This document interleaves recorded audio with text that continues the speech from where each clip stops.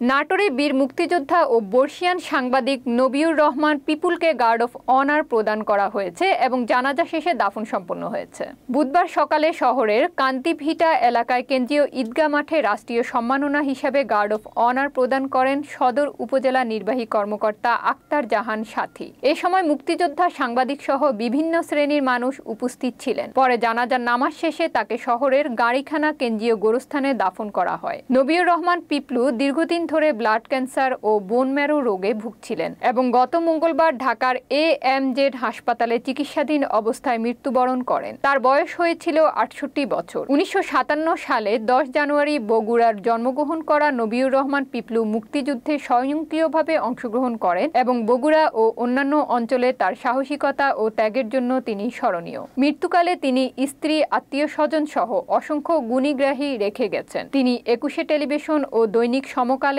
নাটোর প্রতিনিধি হিসেবে কর্মরত ছিলেন। তার মৃত্যুতে রাজনৈতিক, সামাজিক এবং সাংস্কৃতিক সংগঠনগুলো গভীর শোক প্রকাশ করেছে।